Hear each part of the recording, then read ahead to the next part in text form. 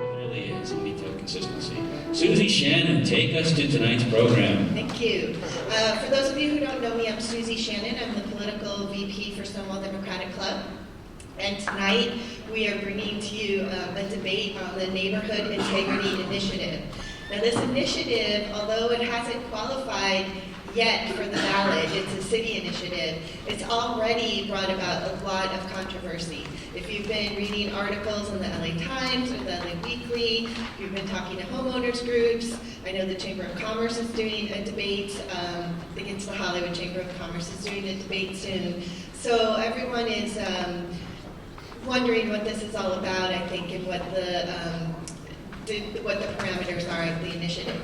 So we are very lucky to have with us tonight two representatives from both sides. And the format will be, we'll hear 10 minutes from the pro side, and we're lucky enough to have people actually from the campaign that have brought the initiative to the ballot, or are collecting signatures for that, and the con side.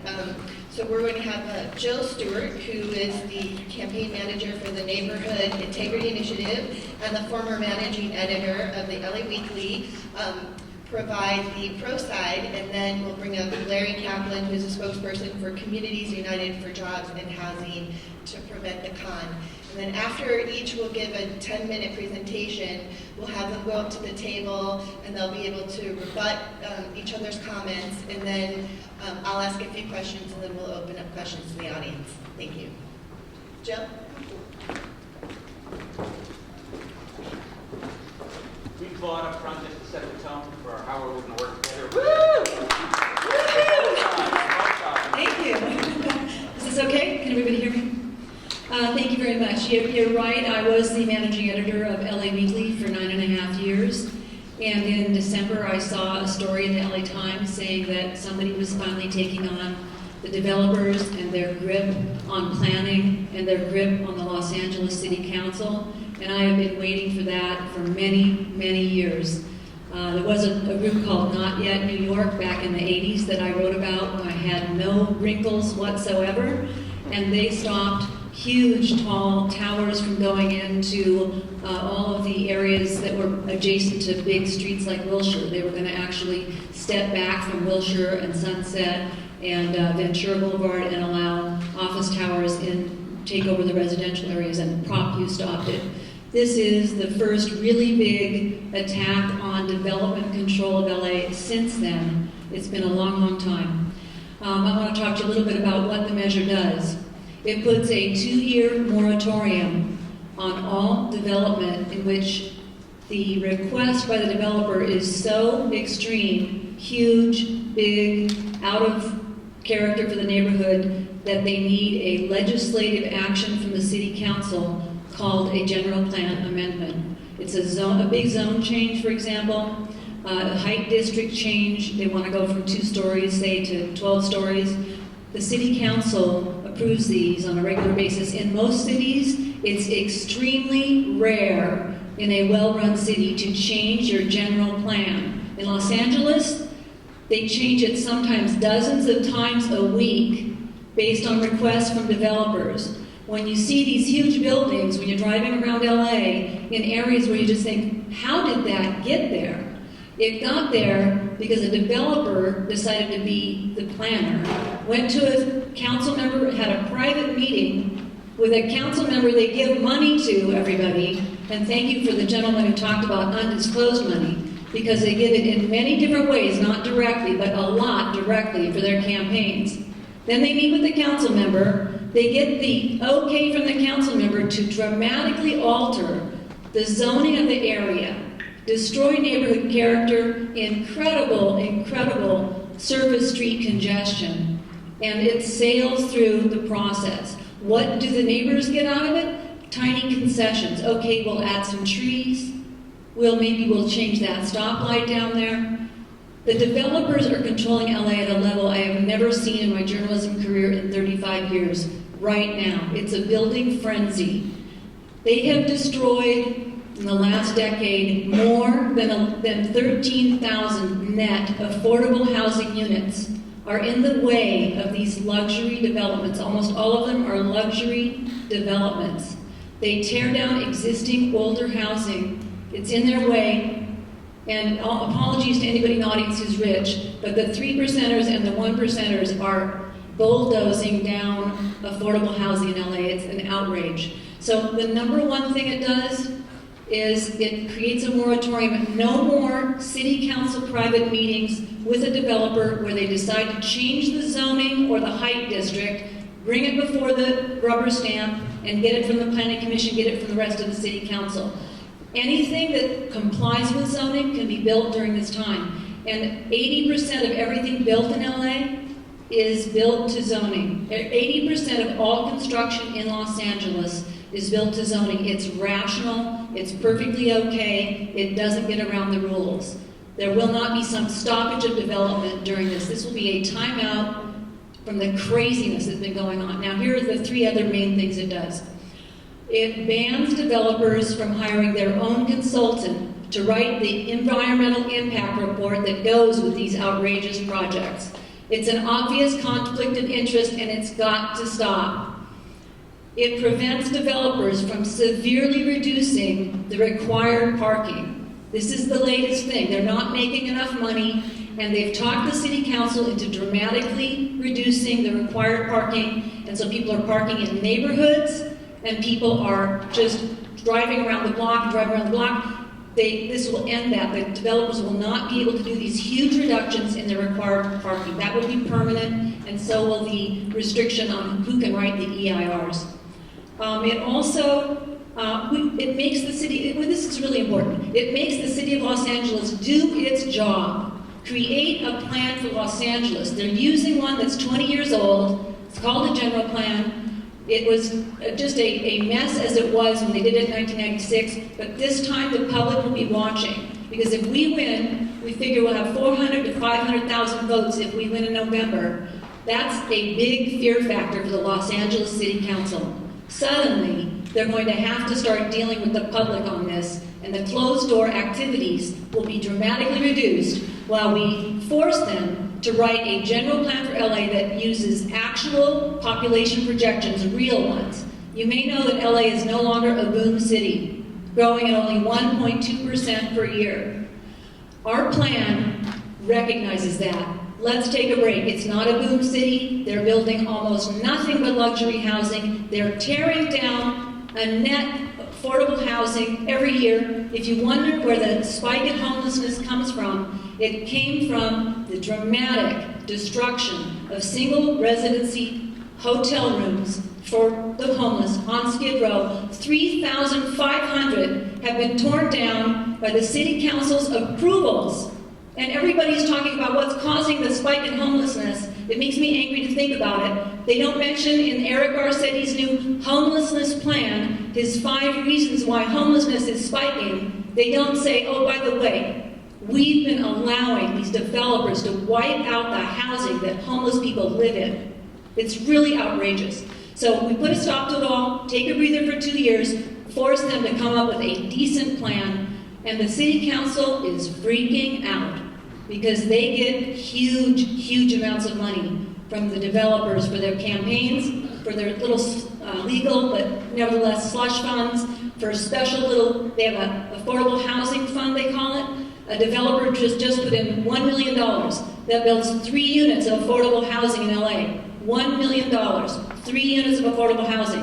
What does he want? He's going to build a skyscraper in Koreatown in a 2-story neighborhood, 27 stories tall, and he's going to make tens of millions of dollars off the upzoning, the pumping up of how high he can go, and all it's going to cost him is $1 million to the city's affordable housing. It's people, it's out of control. I've never seen it this bad before. I quit my job at the LA Weekly and asked them to hire me on here. It's time to take back what LA becomes, what it looks like, where we get to breathe, how we get to live. And I thank you very, very much for hearing my 10 minutes.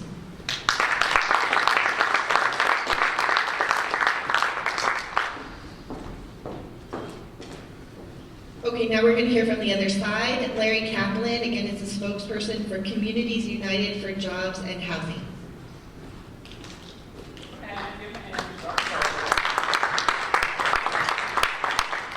Thank you. Appreciate the opportunity to speak to you. I am actually one of the co-chairs of the organization. And just to give you my bio, I have never worked for a real estate developer. My career has been in the nonprofit world, much of it in the environmental community. And it's interesting to note that the environmental community thinks that the Neighborhood Integrity Initiative is a lousy idea, and I'm going to talk a little bit about that. I want to talk about one statistic that Jill used because I think it's really interesting. 1.2% growth in 10 years is about 15% total growth. City of LA is about 4 million people. So basically you're adding a city the size of Long Beach in 10 years. So that's not insignificant. It's a lot of people. And that really is what gets to the heart of why we think it's a bad idea. I think we all agree, first of all, let's get it out there. LA's planning process is not pretty, okay? But this poorly written measure just goes too far. And it's a classic example of the cure being worse than the disease, to the point where maybe the cure might kill the patient. It's going to stop the building of everything, from housing for the homeless, hospitals, schools, parks. It'll cost taxpayers millions of dollars in lost revenue. And the unintended consequences are so severe that we've formed this really broad coalition to oppose it. Let me talk a little bit, I mentioned that it's going to affect everything. Let me talk about a project that is probably really important to a lot of you. It's important to me. I am a longtime donor to the LA Gay and Lesbian Center, LGBT Center. They have a plan to build a new facility across from the Ed Gould Plaza. It requires a plan amendment, okay? It's a bunch of underused properties. They've already purchased the properties. They've already designed the project. This initiative, if it passes, kills that. It also kills the expansion of Children's Hospital, where they want to build a wing for cancer patients. So it basically takes a sledgehammer and kills everything. The good, the bad, the ugly. It stops the building of middle-class and affordable housing. We all know that LA is the least affordable housing market in the United States. So we need more, not less housing. Since we live in the United States, I know, we're all good Democrats, but the reality is that the law of supply and demand works, just like the law of gravity. When you build housing, regardless of what type of housing, you increase the supply, and therefore it affects the demand, and it creates more opportunities for housing. And who is this going to affect? It's going to affect young people. It's going to affect people coming out of college who want to live in LA and establish their lives here, except they can't afford to live here. And the high cost of housing is one reason that's often cited by people for why they leave. So it'll send rents and housing into the stratosphere. It'll take money from schools, as I mentioned. It encourages the elimination of rent-controlled housing, okay? Because what it does is, developers want to develop, okay? So in LA, they have an opportunity to develop some real cutting-edge, innovative, outside-the-box projects, mixed use, that are, for example, transit-oriented development, which, by the way, the increased parking regulations would kill transit-oriented development. Because transit-oriented development is based on lower parking requirements when you build near a transit stop. The ground zero for this thing was in Hollywood. Now, I can't think of another community in Los Angeles that is more appropriate for high-rise development than Hollywood. It's already a large commercial area. I can't think of a better place to do it. Hollywood, Koreatown, downtown Los Angeles. All that stuff would be stopped. It prevents the establishment of parks and green space, and I can talk to you about that from personal experience. For 8 years, I ran the Urban Parks Program for the Trust for Public Land. We built parks and playgrounds in low-income neighborhoods. Most of those projects required zone changes and plan amendments. Okay, the end of those. It forces construction and density into residential neighborhoods, because what it does is, as I said, developers want to develop, so it forces construction into two areas where I don't think we want it to go. One is it forces construction into residential neighborhoods because now developers will try to build on any lot they can find. And you'll see a lot of low-rise, multifamily development moving into residential neighborhoods because it can. You'll also see a proliferation of mini-malls because that'll be the only type of commercial development that can be built. It'll also increase pressure on the urban fringe. As I said, developers like to develop. If they can't build in the urban core, they're going to build out on the urban fringe. They're going to gobble up green space. They're going to build on the hillsides. They're going to build where they can get permits. As an environmentalist, and just to give you an idea, Climate Resolve, one of the most respected environmental organizations in Los Angeles, has come out against this initiative for a couple of reasons. One, because it would stop transit-oriented development. It would stop the trend towards compact, sustainable, walkable, transit-accessible, transit-encouraging communities, and would also put development pressure on the urban fringe. Santa Clarita, out, up in the hills, etc., etc. The other thing that it also does is by discouraging the development of compact, sustainable communities, it increases vehicle miles traveled, which is plain talk for people who will use their cars more because they're not going to be able to live in the city, and so they're going to move out to the burbs and they're going to drive more into the city. One of the things that it also does is, many of you are familiar with the cap-and-trade legislation that California has, landmark, cutting-edge legislation. That is based on local communities submitting plans to the state that show that they are committed to building sustainable, compact communities. If this passes, LA will not be eligible for that funding. And we're talking billions of dollars statewide, so definitely millions for the city of LA. I mentioned transit-oriented homelessness. Now, we know there's a lot of reasons for homelessness. I'm not going to say that lack of housing affordability is why there's homelessness. We know there are a lot of reasons. But it is one reason. I actually spent some time working for the Downtown Women's Center, and I learned a lot about homelessness. And one of the causes of homelessness is that as housing becomes more and more expensive, it gets expensive at the top, it gets expensive in the middle, but it also gets expensive at the bottom. And literally, the folks at the bottom, single-room occupancy hotels, for example, they are literally pushed out onto the street. So that is definitely an impact, and it affects homelessness. I mentioned climate change. We all know climate change is sort of the existential challenge of our era. This flies in the face of the kind of practices that would support fighting global warming.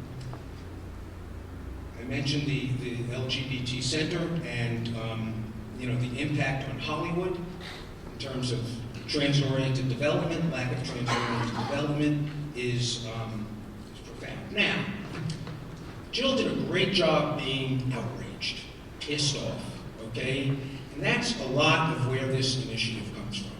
I want to talk to you as folks who think and analyze and look at the unintended consequences of ill-thought-out ballot box planning.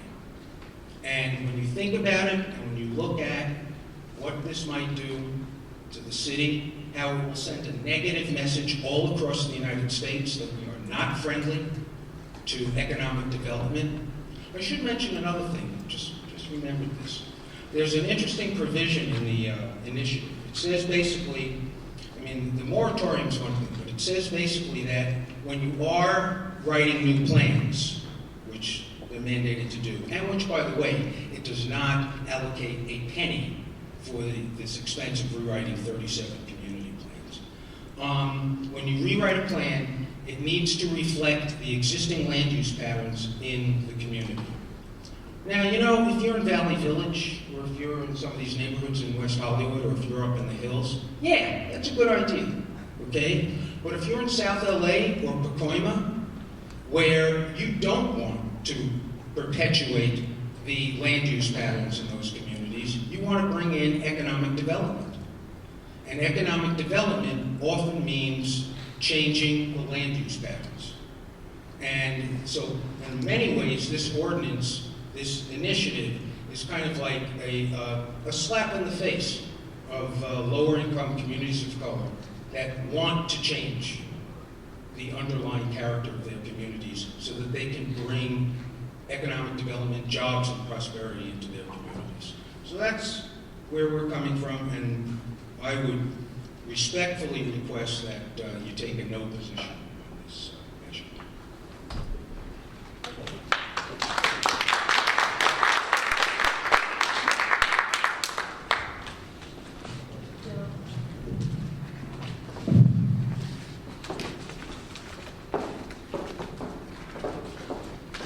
Okay, so we're going to give each side a chance to rebut.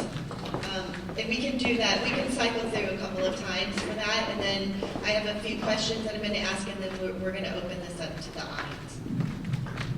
Are you going to ask questions first, or? No, we'll give you a chance. I'll give you a chance to rebut what Larry said, and then we can. Thank you very much. Let's start with, thank you for endless things that are wrong with stopping developers from controlling LA. One of the key things that I think I heard you say, and there are a number of really creative falsehoods floating around. You'll hear a lot more as we get toward November.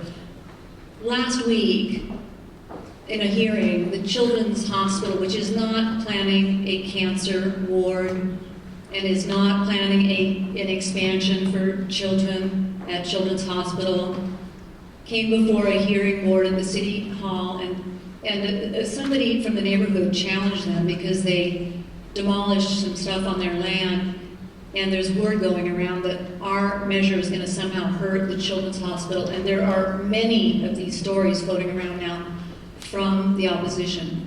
Children's Hospital was raked over the coals for having no reason to take away the structure. Their own representative said, actually, we don't have a plan for the land. There is no master plan for that land. There is no expansion. We don't have any reason why we did it. We were hoping maybe to put some construction guys in there so they don't have to drive too far for some smaller things we're doing at Children's, but we can't justify the demolition. And the hearing officer said, oh, wait a minute now. There is no plan to expand Children's Hospital? No. There is no reason why you destroyed the building? No. The demolition permit you didn't have was wrong? Yes. Their own spokesperson. The reason I'm going through the details with you is at many of these events I'm hearing these terrible, horrible things that are going to be stopped in their tracks by our 2-year breathing period to bring sanity back, and it's a lot of falsehood. For example, we are not going to, if you remember, LA was going to become right now we're a park poor city. We were going to get a lot of money from developers through these special funds if we allowed the developers to build bigger and taller buildings in LA. This was been decades ago now. We are still the most park poor city in the country, big city, because the city council never followed through on most of those promises. They bickered over the money they got, and the parks aren't being built. Our 2-year breather is not going to change anything about the city council's 20 years of failure, except in a very few occasions, to add to LA's parks. And we are still the park poor city poster child for America. So there are some things that we are asking voters to think of.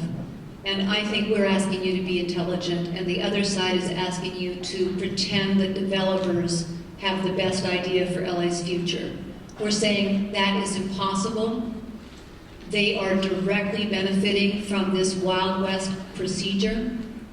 We are not stopping important things from happening. We are stopping giant towers, mega developments, huge stuff, and there's a very handful of small things that don't conform to zoning will have to wait for 2 years. It's not going to be much compared to the big, awful things. And if I could say a word or two about transit-oriented districts, they're not working. The buildings that are being put within a half mile of a bus stop and a half mile of a subway are a disaster of congestion and traffic, as I'm sure you've all noticed.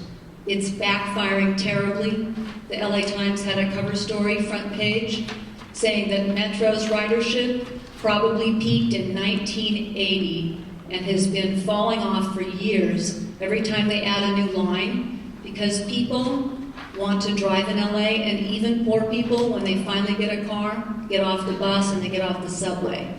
Transit-oriented districts are about almost a half mile away. You can be about a half mile away. That's going to change pretty soon. If the state gets its way to 5 miles away, will be considered transit-oriented. You walk 5 miles to the bus, bicycle 5 miles to the bus. Transit-oriented buildings. We're writing about one on our website right now. Rick Caruso, who built the Grove, is building a transit-oriented building on top of the old Lomans next to Beverly Center. So it's going to be way up in the sky, this big building. It looks a little bit like a cruise ship. We're calling it the flying cruise ship. The people who live inside it are going to get room service into their homes.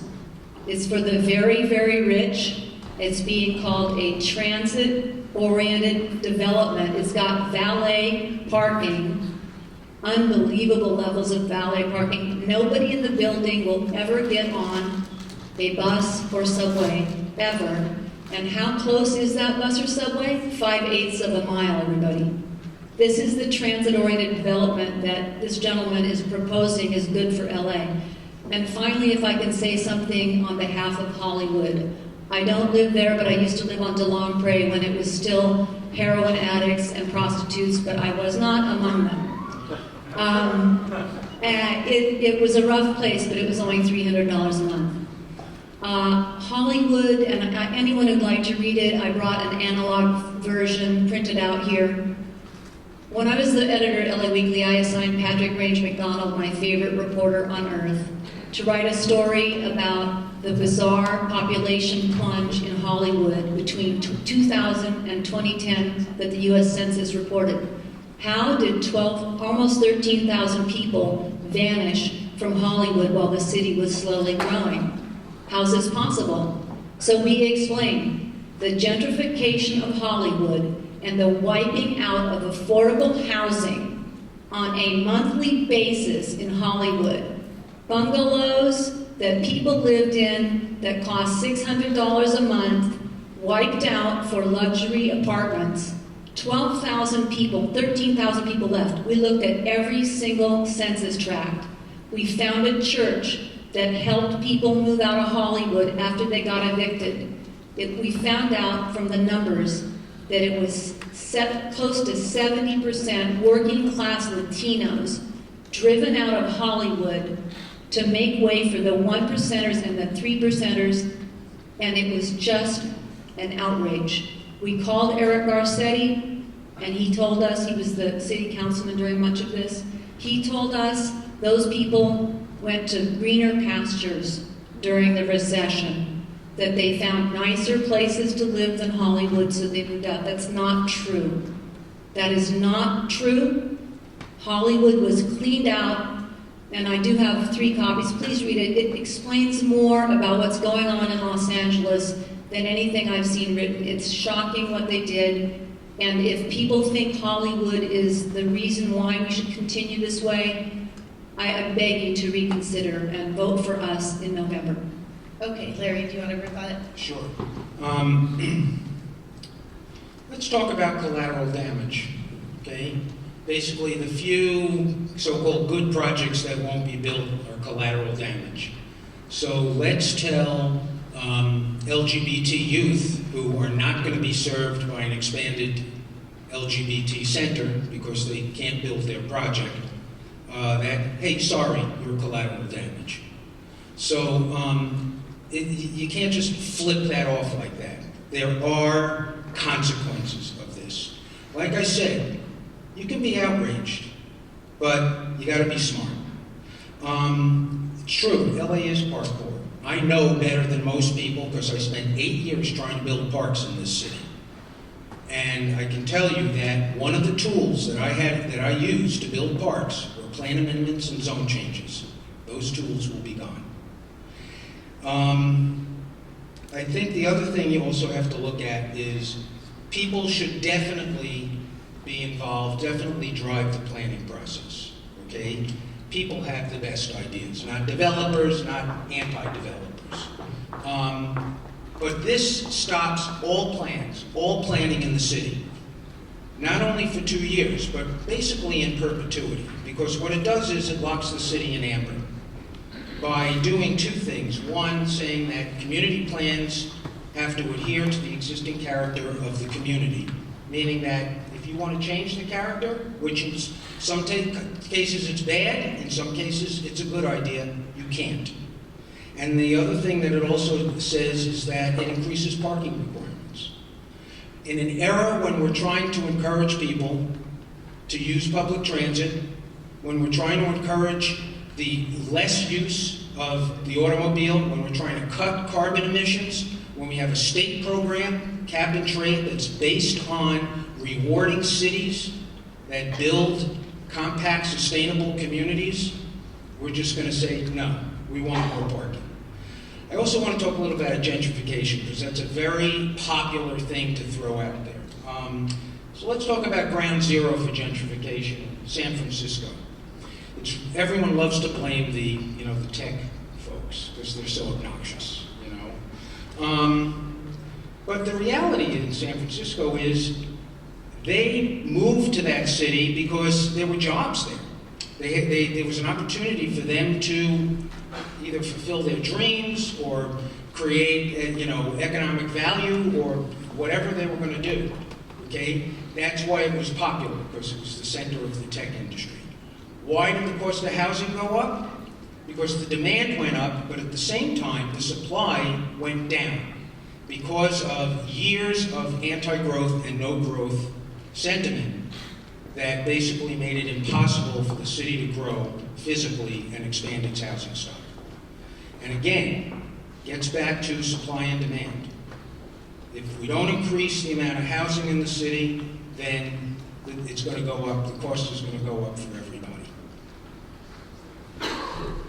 Okay, thank you for bringing those up. A couple of things about this issue that this 2-year timeout, which does not place the city in amber, but forces the city council to stop and catch its breath and frankly follow the law. The law says they have to have a general plan, and they can't just keep relying on the 1996 general plan and amending it every few weeks in return for cash from developers. If you go south of the 10, it is still redlined by developers. There is a lot of zoning down there for new shops and new restaurants and new places to buy things, but the unofficial redlining and bias south of the 10 has never changed. There is very little going on there. When there's even a small new chain going in, it's a news story in the LA Times. It's just a shame and terrible. And why don't they go south of the 10? Because if you say that an area is so white hot that anything can be built there, Hollywood, the arts district of downtown, which is going to have no artists left. I'm predicting in about 1.5 years, there won't be a single artist left in the arts district. Too expensive. If you decide that you're going to designate through developer decisions hot areas, there is really no need to try to find places that need the development. They're creating areas falsely. Hollywood did not want high-rises. The mayor, when he was a city councilman, and people before him, decided, the Community Development Agency, that Hollywood should be much more dense. And they've been fighting it ever since. It's a residential area. Urban planners have been calling me and say, I can't come out for your measure, but choosing a residential area for massive high-rises, by doing this to Hollywood, They drew a big target on their backs. It's stupid. It's bad planning. You don't do that in an area that isn't already high-rise. South of the 10 will never get any attention because of bias and unofficial redlining, as long as developers can pour money into small areas of the city. And the latest is, I hear Frogtown and Glassell Park will be targeted because they're too close to downtown. Boyle Heights is being targeted, and Westlake, because they're too close to downtown, and Latino activists are getting organized there because they are saying, these are our neighborhoods. We're not just pieces on a chess game. We love our areas. It might look a little tattered to you. We love it. How dare you tell us we need to go high and gentrify and have big buildings? So that's one issue that you brought up. The second thing is, you know, we keep hearing from people saying they've destroyed our neighborhood character. We loved where we lived. We don't want this world.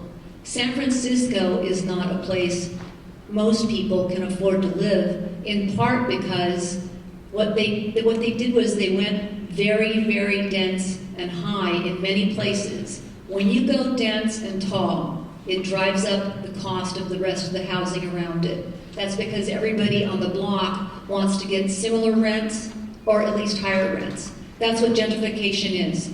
You build something very expensive on a block and things go very high and very expensive. San Francisco has managed to become a heavily white city with very few Latinos or black people left, very few children. It's just a really bad overall feeling to it that it used to have. A real town turned into something else. LA is a working class, middle class area. We want to preserve that. That's the point of this 2-year timeout that doesn't set anything in amber, but forces real planning. Okay, so we'll let Larry do the last rebuttal, and then we'll go into questions. Sure. Thank you. Let's talk a little bit about, first of all, Hollywood is not only a residential community, it's a mixed-use community and has been probably for about 100 years. Ask anybody who's worked in a post-production facility on a place like a street like Romaine or Cahuenga or something like that. So it's always been a community that's both residential, in a way industrial, because making movies is an industrial activity, or not in the sense people think of. The other thing is, you know, let's talk about displacement, okay? Because there's a lot of fear. This ordinance, this initiative is like a lot of the stuff we see on a national level, fear-mongering, making us afraid of change. Everybody here know who Larry Gross is from Coalition for Economic Survival? He's probably the most respected and best known advocate for tenants' rights in Los Angeles. He thinks this initiative's a lousy idea because he knows how the rental market works.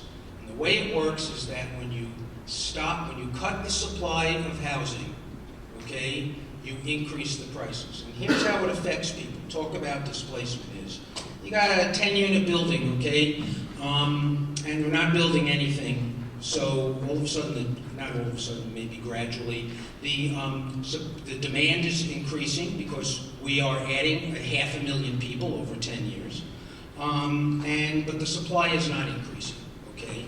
And by the way, this 2-year thing I wish that's all it was. But the reality is the long-term stuff. The stuff that locks us in amber. That basically says, let's go back to the days when LA was 70 suburbs in search of a city. And so what happens is that you're not increasing the supply of housing. And so that 10-unit building, the landlord says, hey, you know something? If I put a couple of $1,000 a unit into rehabbing this, you know, like new appliances in the kitchen, new paint, maybe redo the bathroom, instead of getting $1,200 a month now, I can get $3,000, $4,000. They will do that. They absolutely will do that. And so all this does is exacerbate the fact that we are the least affordable housing market in the United States. Least affordable. We are less affordable than San Francisco. We are less affordable than New York. and all this does is exacerbate it.